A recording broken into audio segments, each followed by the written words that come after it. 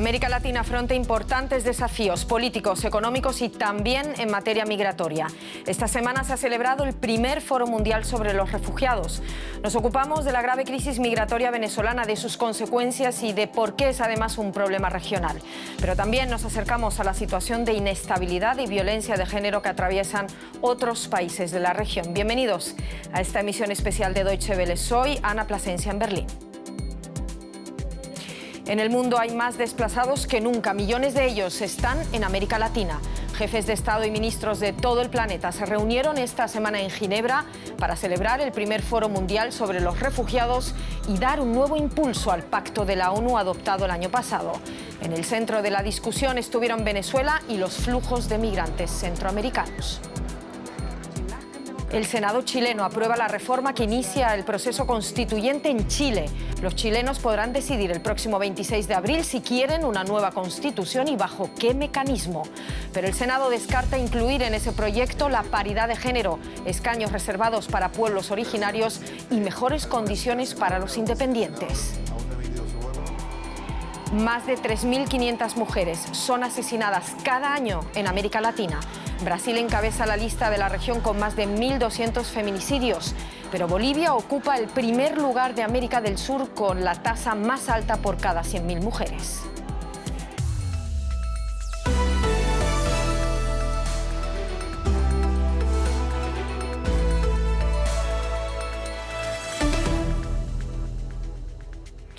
Era la primera vez que la Agencia de la ONU para los Desplazados, ACNUR, celebraba un foro sobre los refugiados en el mundo, reuniendo a dirigentes, sociedad civil y empresas esta semana en Ginebra para que presentasen propuestas concretas sobre el reparto de la carga y de la responsabilidad. Uno de los ambiciosos objetivos de la ONU será suministrar electricidad a todos los campos de refugiados a más tardar en 2030. Difícil meta teniendo en cuenta que más del 90% de los refugiados que viven en campamentos tienen poco o ningún acceso a la electricidad. En 2018, más de 70 millones de personas fueron desplazadas, entre ellas 26 millones de refugiados, según datos de ACNUR. Esto supone un récord. Más de la mitad de esa cifra han huido de 3 países en concreto: Siria, Afganistán y Sudán del Sur. Muy difícil y dramática es también la situación de millones de venezolanos que han tenido que abandonar su país. Bolivia se ha convertido en el último destino de los más de 4,5 millones de venezolanos que emigran por toda América Latina con solo una célula de identidad provisional. Uno de ellos es Darwinson Landaeta, exmensajero de 36 años que viaja en silla de ruedas junto a su pareja y 2 de sus 4 hijos. En muchos lugares le reciben igual. Pero siempre está eso de la xenofobia. Eres venezolano, hoy en día, bueno, lamentablemente, rompen un bombillo y fue un venezolano, ¿me entiendes? Y en todos los países que hemos visitado, bueno, lamentablemente la gente de repente hay mucha xenofobia, pues, mucha xenofobia.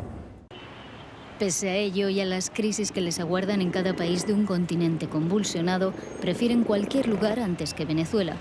Así lo explica Fran Salazar, de 26 años, que estudiaba artes escénicas en Maracaibo, una de las provincias venezolanas que más sufre los efectos de una hiperinflación estimada en el 200.000%. Y aquí estoy, gracias a Dios, por lo menos consigo las 3 comidas, por lo menos no tengo problemas con los bolivianos. Trato de pagarle, de enviarle a mi mamá para que ella pueda comer, tenga sus medicinas, para el cada día, madre. Y tratar de salir adelante. Y con fe y con esperanza que Venezuela sea el mejor país del mundo algún día, para que todos volvamos a regresar. La prolongada crisis económica y política que atraviesa el país petrolero es uno de los temas centrales del primer Foro Global sobre Refugiados de la ONU, que se celebra desde el lunes en Ginebra y está auspiciado por Costa Rica y Alemania, entre otros. El comienzo del siglo estuvo marcado por un fuerte flujo de colombianos y esta década por el arribo de venezolanos, haitianos y ciudadanos de otros países caribeños y también del Triángulo Norte Centroamericano. Naciones Unidas calcula que la cifra de migrantes venezolanos podría rozar los 7 millones a finales de 2020. Por ello, la organización asegura que son necesarios al menos 1.350 millones de dólares adicionales para que los países vecinos puedan lidiar con la crisis migratoria venezolana. Ahora más que nunca necesitamos ayuda internacional y respuestas prácticas y eficaces. Hacen falta mejores respuestas para asistir a aquellos que emigran, así como ayuda para los países y comunidades que les reciben y acogen. El alto comisionado de las Naciones Unidas para los Refugiados y la Organización Internacional de las Migraciones se han comprometido a recolectar fondos para 17 países, incluido Venezuela. Pero por el momento los activistas y la sociedad civil se muestran escépticos ante las promesas de empresas y políticos. Porque mientras ellos buscan nuevos enfoques con el fin de resolver las crisis, las condiciones siguen empeorando. No solo en Venezuela, sino también en muchos otros países del mundo. La periodista Gabriela Sotomayor cubrió para nosotros ese foro global de refugiados en Ginebra y desde allí hizo un balance sobre los desafíos y los mecanismos de asistencia. Aquí, en la sede de Naciones Unidas en Ginebra, Suiza, tuvo lugar el primer Foro Mundial para los Refugiados, en donde el centro de todo lo ocupó la crisis en Venezuela y también la crisis en América Central y México.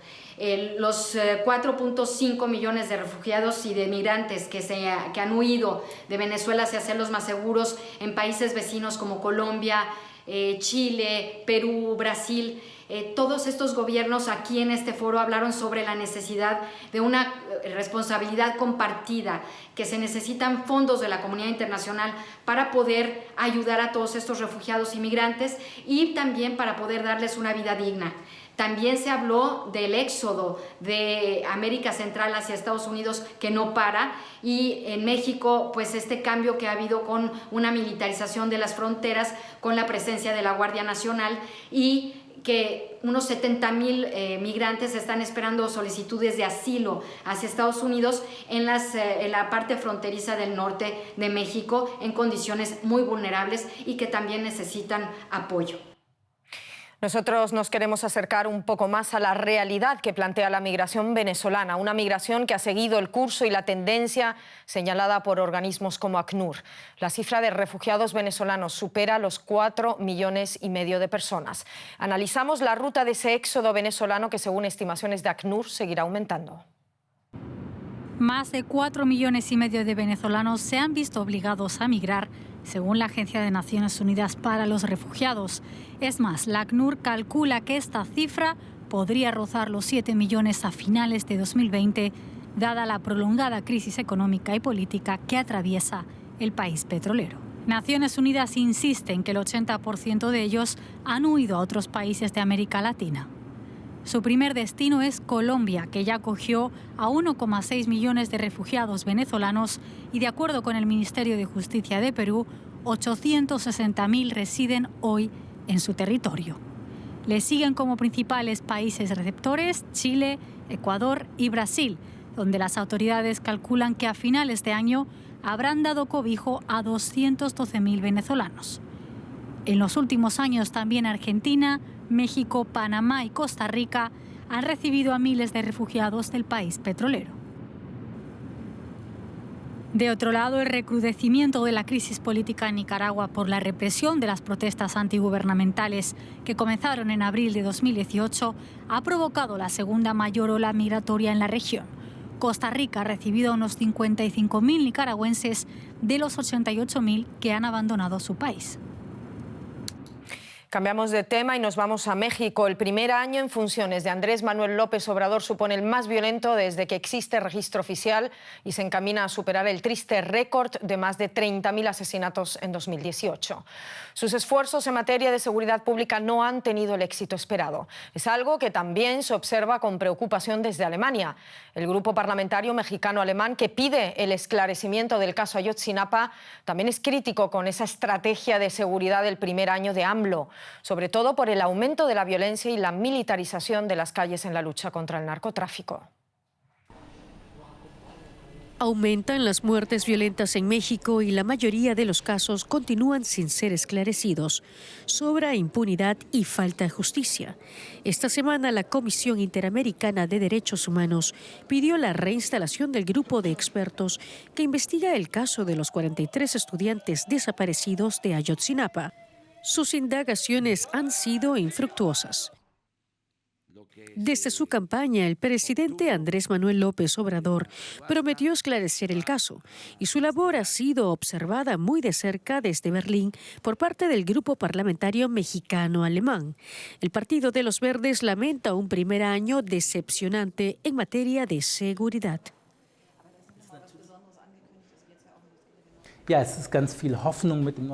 Había mucha esperanza con la llegada del nuevo presidente mexicano. Sin embargo, las expectativas no se han visto cumplidas. La lucha contra el narco está cada vez más militarizada y la violencia también ha crecido, con nuevas oleadas de criminalidad. Las muertes violentas volvieron a aumentar el pasado año. Una postura que comparte Nima Movassat, parlamentario del partido La Izquierda, quien sigue con preocupación la evolución de la violencia al otro lado del Atlántico. El año pasado murieron más personas en México que en la guerra de Afganistán. Creo que la comparación es bastante significativa. La seguridad en el país es un tema de enorme importancia a nivel político. Desde el año 2006, el Ejecutivo de Berlín asiste en la capacitación policial de agentes mexicanos. El objetivo de este programa es respaldar al gobierno en el combate al crimen organizado y la protección de los derechos humanos. Pero la oposición alemana de la izquierda critica esta medida, pues consideran que esto no resuelve el problema de raíz. El peligro es que los policías alemanes estén formando a uniformados mexicanos que finalmente en su país vulneran los derechos humanos. Esta forma de cooperación en materia de seguridad es muy problemática. Sería mejor colaborar en el campo de la justicia, donde no existe ese riesgo. Creemos que el asesoramiento a la justicia mexicana tiene más sentido que la formación de policías. Actuar con firmeza contra la impunidad es un aspecto clave. Si bien hay mucho que mejorar, la visita de Merkel a México en 2017 estableció el punto de partida para una verdadera cooperación en la lucha contra el crimen organizado. Desde el Partido de los Verdes creen que Alemania puede contribuir al esclarecimiento de casos como el de Ayotzinapa con la ayuda de sus fiscales y forenses. Hay una gran implicación del gobierno alemán. Es algo que debemos de reconocer desde la oposición. Fue importante que Merkel viajara a México e insistiera en el tema de derechos humanos. Hoy hay que hablar de derechos humanos en México y de quienes los defienden. Falta financiación para las familias de los desaparecidos, para las organizaciones. Tenemos que hablar de todo esto y tender la mano. En México, la espiral de violencia parece no tener fin. Por eso, el apoyo de Alemania en la búsqueda de soluciones y justicia es hoy más necesaria que nunca.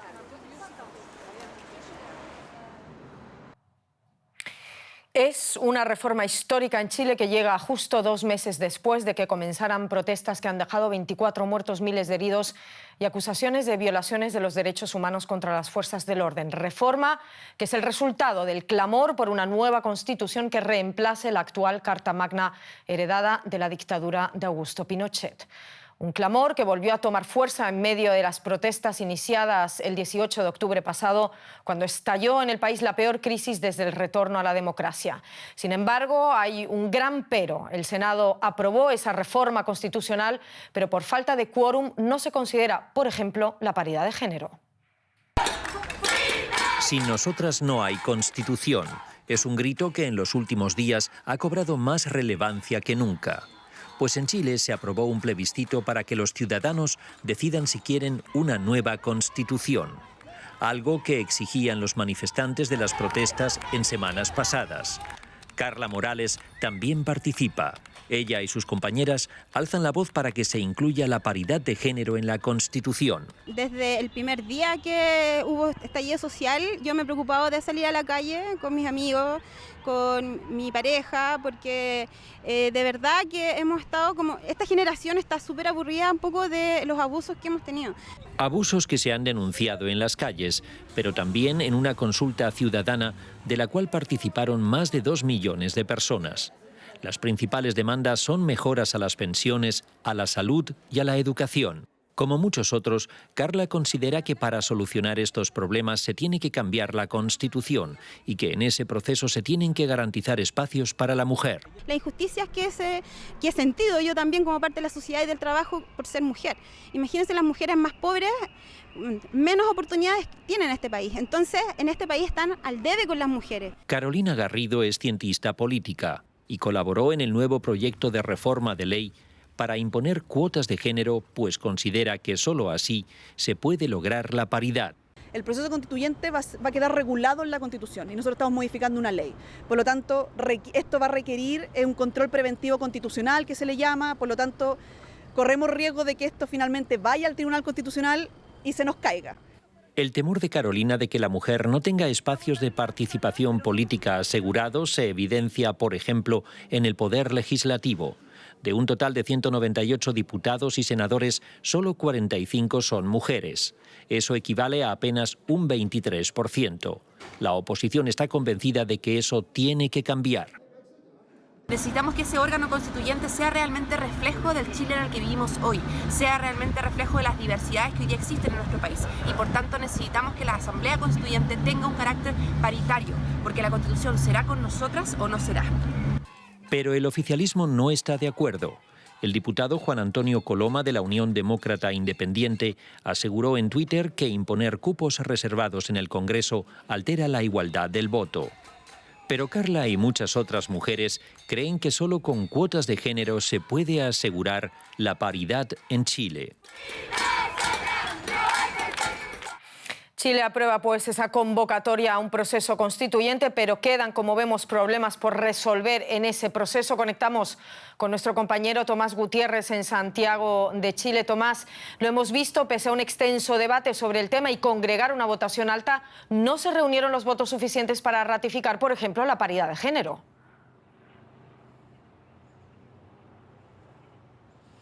Hola Ana, esta indicación se aprobó en conjunto en votación única con la representación de pueblos indígenas y también la facilitación para las personas de partidos independientes. Esta es una iniciativa que había sido propulsada principalmente por la oposición con la intención de generar mayor representatividad en el proceso constituyente que se va a realizar en caso de que los chilenos voten sí al plebiscito en abril del año próximo.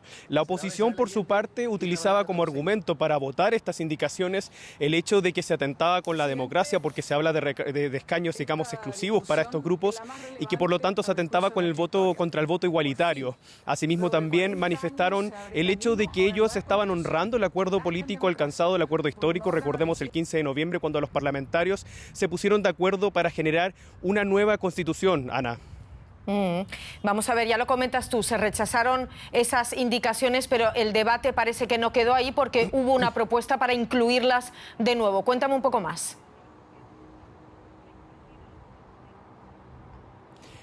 Ana, esta propuesta salió de Renovación Nacional, que es uno de los partidos miembros de la coalición de gobierno, y que de alguna u otra forma durante la discusión de estas indicaciones que fueron rechazadas en el Senado fueron mostrando ciertas grietas entre también la Unión Demócrata Independiente y Evópoli, porque tenemos a RN y Evópoli por un lado quienes estaban a favor de estas indicaciones pero que aparentemente votaron en contra en el Senado por presión de la Unión Demócrata Independiente. Este nuevo proyecto precisamente nace como iniciativa de Renovación Nacional para poder volver a reinstalar estas indicaciones, esta vez en vez de una reforma constitucional lo hacen a través de la modificación de una ley orgánica constitucional de votación y escrutinio.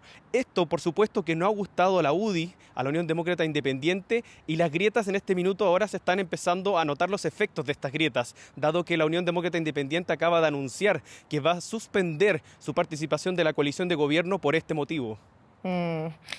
Vamos a ver, Tomás, los chilenos votarán el próximo 26 de abril si quieren una nueva constitución.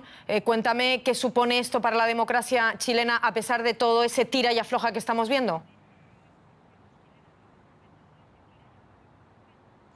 Es un acuerdo histórico desde 1988, que fue el último plebiscito que se votó para volver a la democracia. Estamos hablando de 30 años en donde no había una instancia como esta, Ana. Es la oportunidad que tienen los chilenos para poder modificar la Carta Fundamental creada en 1980 en medio de un régimen de dictadura. Estamos hablando de la dictadura de Augusto Pinochet.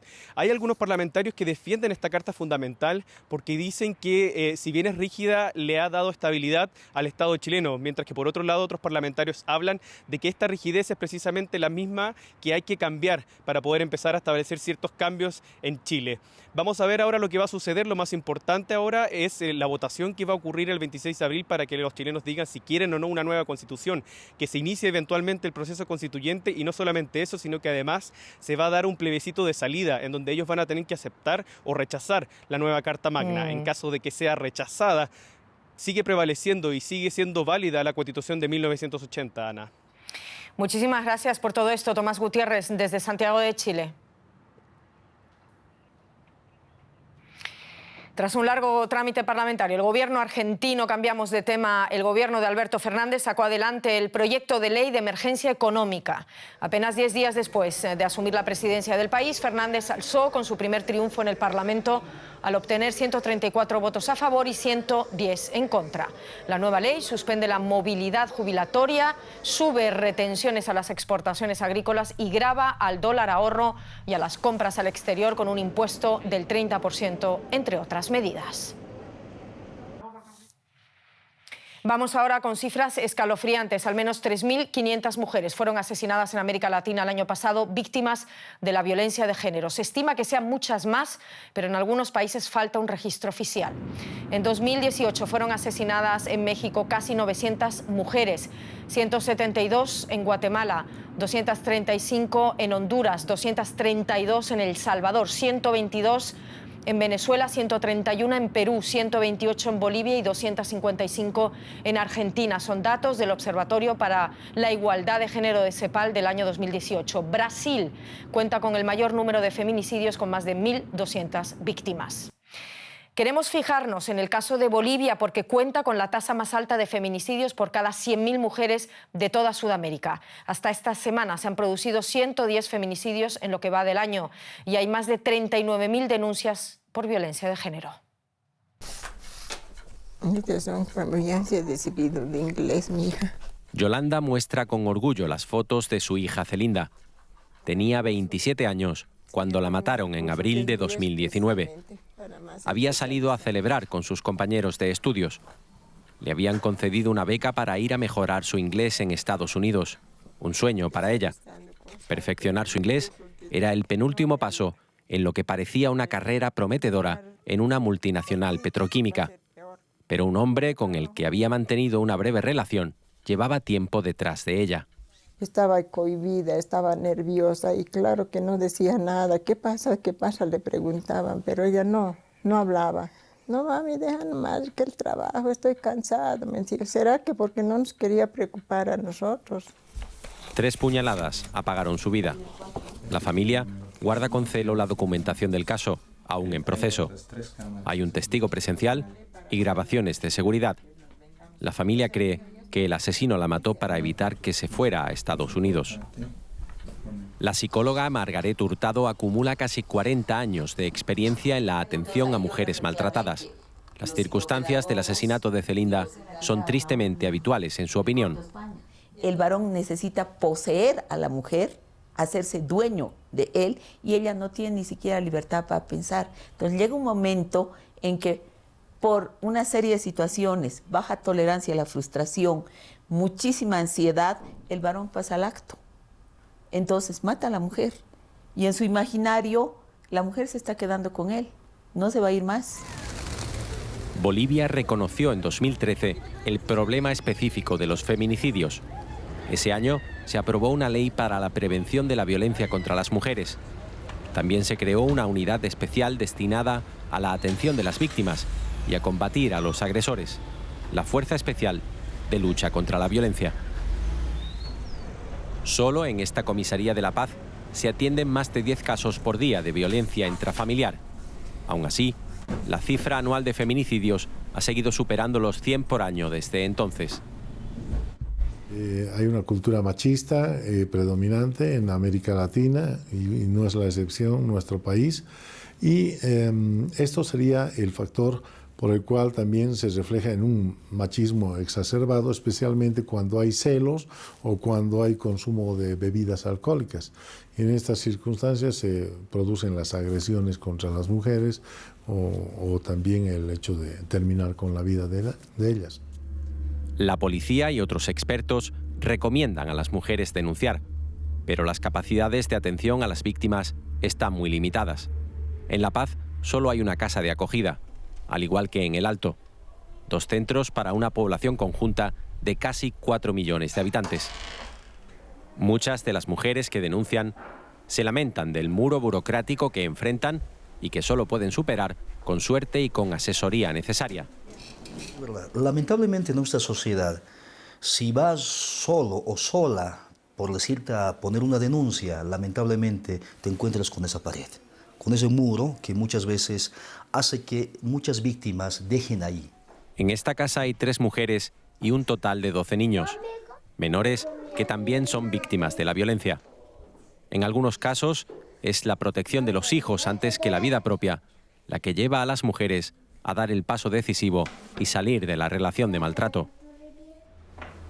Las mujeres en este centro tuvieron una suerte relativa, aunque algunas siguen en peligro. Celinda y otras más de 100 mujeres en Bolivia en 2019 no tuvieron una segunda oportunidad. Este jueves miles de mujeres se manifestaron en Chile en ese primer Día Nacional contra el Feminicidio, coincidiendo con el debate sobre la paridad de género que hablábamos, que se está llevando a cabo en las cámaras chilenas como parte del proceso constituyente. La jornada conmemorativa, que incluyó la interpretación del himno feminista Un violador en tu camino, se celebró tan solo 3 días después del hallazgo del cuerpo sin vida de Isabel Álvarez, la última víctima de la violencia conocida en Chile, que permaneció más de un mes desaparecida. Su muerte es la número 44 reconocida oficialmente en este 2019. Nos queremos despedir con esas imágenes de la manifestación contra el feminicidio en Chile. Donde quiera que estén, muchísimas gracias por su atención.